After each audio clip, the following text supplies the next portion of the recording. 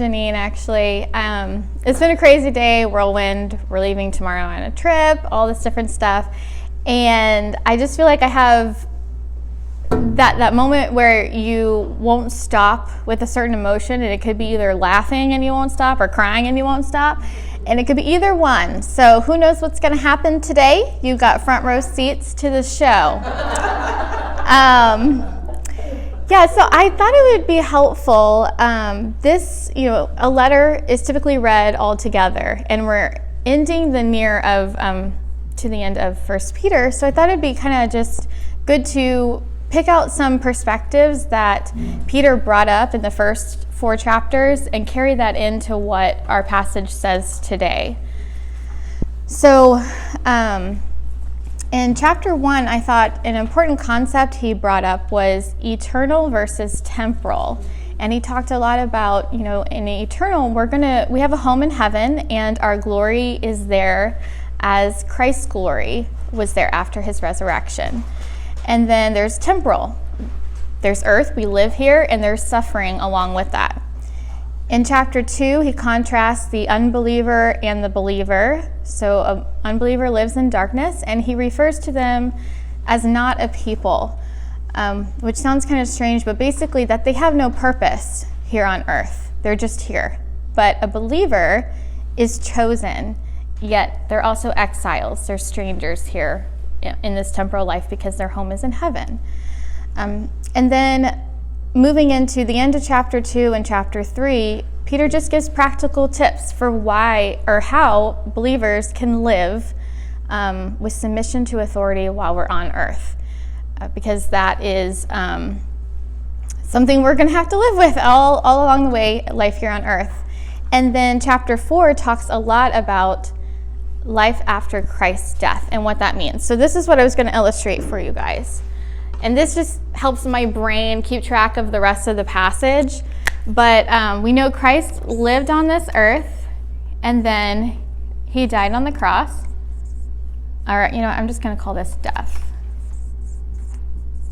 But then he was raised again to life, and now he has a home in heaven, and this is life here on earth, okay? So this is the divide, right? So Christ's death changed everything. And I wanted to describe it that his death was not only an example of how we are to live, which Peter brings that up a lot. Like, here's our example of how to suffer well, how to live in submission, how to be humble during all these things. And so Christ's death did that. But it also fundamentally changed how we can live on this earth, because his resurrection, now we can claim it for ourselves, like our sins being raised to righteousness because of Christ. Does that make sense? Am I making sense here? So I even thought of this as like, let's say that I have a peanut allergy, and Janine comes up to me and says, "Hey, watch me as I eat this Reese's, and then you can know how to do it too." And I'm like, I can watch you eat a Reese's all day long, but I have a peanut allergy. If I ate it, I'm going to die.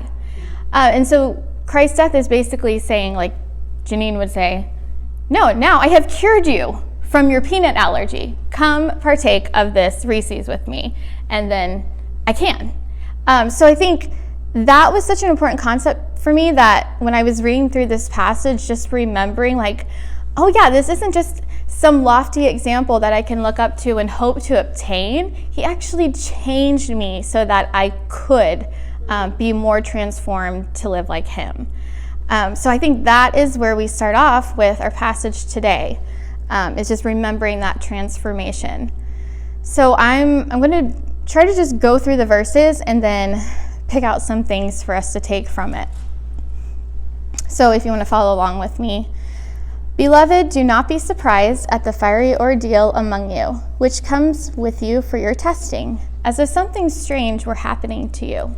But to the degree that you share the sufferings of Christ, keep on rejoicing, so at the revelation of his glory you may also rejoice and be overjoyed. If you are insulted for the name of Christ, you are blessed, because the Spirit of glory and of God rests upon you. Make sure that none of you suffers as a murderer or thief or evildoer or a troublesome meddler. But if anyone suffers as a Christian, he is not to be ashamed, but is to glorify God in his name. For it is time for judgment to begin with the household of God. And if it begins with us first, what will be the outcome for those who do not obey the gospel of God? And if it is with difficulty that the righteous is saved, what will become of the godless man and the sinner? Therefore, those who suffer according to the will of God are to entrust their souls to a faithful Creator when doing what is right. So verse 12, I think it just, like we learned before, we don't belong here. This life is temporal, and because of that, we should expect it's going to be hard and suffering will happen. We can't control the suffering that's going to come on earth, so don't be surprised by it. But also, you can rejoice because what Christ went through, you will too. And so the first principle I want to take away from this passage is, as a follower of God, I can rejoice, for my eternal blessings are to come. So we know that Christ's death shows us suffering in this life, but it also reminds us that Christ was victorious over death. We will have suffering, but we will also know our story on earth will end in victory. So again, Christ, we're going to follow his suffering here, and just as he died and was raised to heaven, we're going to follow that same exact example. And we can look forward to this. And here on earth, we can rejoice because we know it's coming. And then in verse 14,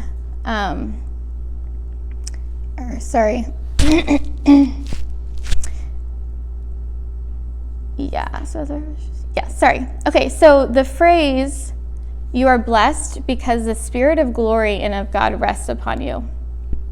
I did some digging to find out, what exactly does it mean by Spirit of God?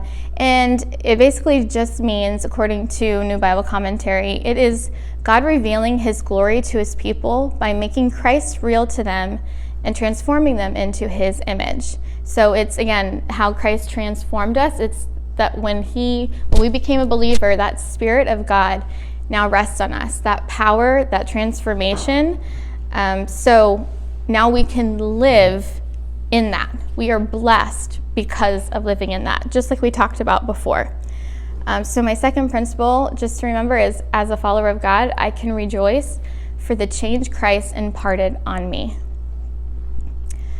So now that we've laid that as our building blocks, I do think this passage also goes into defining suffering and for what cause. So I think Peter makes it very clear that this is for the cause of Christ. Our suffering will come because of the fact that we align ourselves with him. Verse 14, if you were insulted for the name of Christ. Actually, I'm going to read, this is where I got it all mixed in. Bear with me. If you are insulted for the name of Christ, you are blessed, because the Spirit of glory and of God rests upon you. Make sure that none of you suffers as a murderer or thief or evildoer or troublesome meddler. But if anyone suffers as a Christian, he is not to be ashamed, but is to glorify God in this name. So there are two ways that they describe, and I say there's multiple commentaries. I read 3. I was trying to get a handle on what this is saying, and there's 2 different ways. One way is that this is describing that those who are being persecuted, others, unbelievers, are looking to them and assuming, okay, if they're being persecuted, they must have done something bad. They must have been a murderer, or all these things that Peter lists. And so we as Christians, we don't need to be ashamed about that's what they are assuming, because we know, no, we're being persecuted because of the cause of Christ that we are following. So that is a comfort for that. Another way is Matthew Henry described that it could be also that some people who were being persecuted as a believer decided that they needed to retaliate. Going back to this idea that Peter brings up of submission, they were doing the opposite.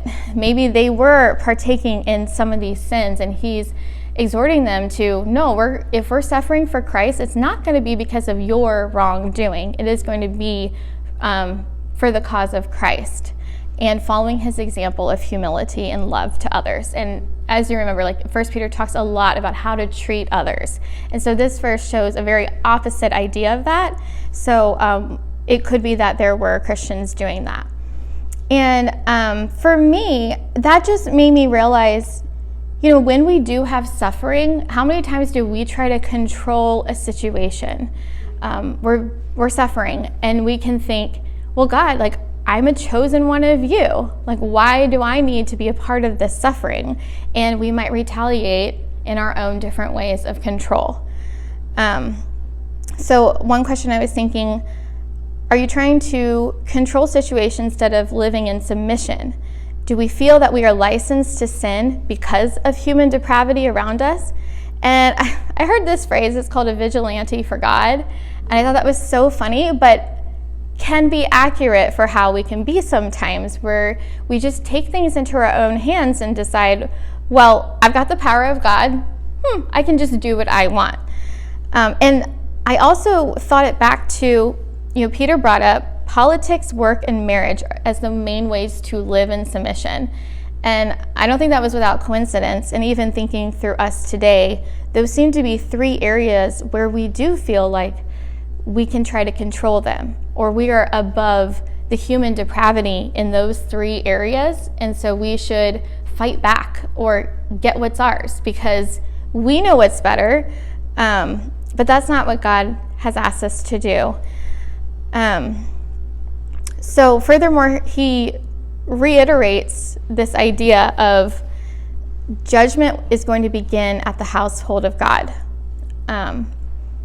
So it's time for judgment to begin with the household of God, and if it begins with us first, what will become the outcome for those who do not obey the gospel of God? So again, I think this and chapter 18 is really describing that this is where the judgment of the household of God will be. And that's only where it's going to be. Because after this life, we're free in him. We're changed beings. We're going to rise up to heaven, have the glory of God rest on us, and we don't need to worry about judgment after that. But yes, it does begin here for us. And even more so for the sinners and the ungodly, if they have to endure suffering here, and then they're not saved here, then how much more suffering are they going to endure after death? So I believe that's what 17 and 18 is just kind of getting at. 2 things I thought that were really interesting that I wanted to share. So the word Christian in verse 16, and then again coupled with the household of God phrase, Peter's really wanting to come across as reminding the persecuted, we are a family of God. We are protected in that. And you might feel like an exile, separated from other believers, or a home that you can feel welcomed in or safe in, but we are the family of God. So I'm going to read from New Bible Commentary about what Christian was. Perhaps you guys know there's only 3 times the word Christian is used in the Bible, and this is one of them. And it gives the description of a person who has been adopted into a noble family. Typically the IAN, like Christ, Christian, that they would add that ending to someone's last name. So I'll just read it. It was the Roman custom for a person adopted into a noble family to use his own family name with the IAN ending. Antioch was a Roman city, and so Christians there might well have used the name to show that they had been adopted into the family of Christ. So I just thought that was sweet. Like, he's really trying to comfort these believers while they're separated from each other, and again, feeling like they're in a place of safety. And then the second thing I thought was good to point out, verse 18 is pretty much a direct reference to Proverbs 11:31 that says, if the righteous is repaid on earth, how much more the wicked and the sinner? I mean, it's pretty much word for word there. And I know that in Stacy's passage right before this, he also referenced Proverbs 10. And I was looking into that, and if you look back in Proverbs 10 and 11, there are so many things that I feel like Peter reiterated, which is so cool. Just again, like the cohesiveness of Scripture. We know that Old Testament, New Testament, they were meant to go together. And this is one of those circumstances where you can clearly see, hey, they weren't just some random books. They actually go together, and they were meant to. So I love that. It makes me think too, like how many other places in the New Testament do I not even know that they're quoting the Old Testament? So that leads us to the last verse, which is, I'm sure, a favorite for a lot of you. Therefore, those also who suffer according to the will of God are to entrust their souls to a faithful Creator in doing what is right. That's a beautiful verse, and I tried to kind of come up with a different way of phrasing it, just because it can be more of a poetic way of saying it. But basically it's saying, when difficulty comes from living the way God has asked you to, your soul is safe with your faithful Creator. And I love that idea. I think it goes back to, we can trust God on earth during our sufferings because we've entrusted our soul to Him at the end of our time. So a couple things in ending. I just wanted to, just think through, I wrote some discussion questions, and one thing I wanted to just say, I don't know what your sufferings look like right now on earth. And I don't know if there's situations where we might want to control, but I think a big thing that I've been thinking about recently, I attended Western Seminary. They had a conference this past Saturday, and they brought up this idea that our culture is on the brink of more persecution than we know because of things like if we hold to biblical sexuality, that's going to be attacked, and it's already being attacked in our schools. I'm sure you've heard stories. It's no longer a difference of opinion, or they might call you a bad word. It's getting worse to where someone will just say, well, you're a toxic person, you can't be here, or bullying because they believe something different. And this passage just made me think about that, because it says, if we are insulted for the name of Christ, don't be surprised. But I think because things have been status quo in America for so long, we haven't necessarily had to worry about that. But we are at a time where we are needing to worry about that, and standing for what is right is going to be harder. And I especially think of, I think they're called Gen Z, the people who are 10 to 25-year-olds, Lana. They are going through it right now, and that is a really hard place to be. And just thinking through, like when my kids are getting to be that age, how am I going to prepare them for these things? So I kind of wanted us to be thinking about that. And then I also want to just end with really encouraging note with Revelation 21, because, with suffering, like, I want us to have our eyes reminded of what's to come for us. So Revelation 21, 1-5. Then I saw a new heaven and a new earth, for the first heaven and the first earth has passed away, and the sea was no more. I also saw the holy city, the new Jerusalem, coming down out of heaven from God, prepared like a bride adorned for her husband. Then I heard a loud voice from the throne. Look, God's dwelling is with humanity, and He will live with them. They will be His peoples, and God Himself will be with them and will be their God. He will wipe away every tear from their eyes. Death will be no more. Grief, crying, and pain will be no more, because the previous things have passed away. Then the one seated on the throne said, Look, I am making everything new. So I hope you remember those words when you are going through suffering for the cause of Christ. Thank you.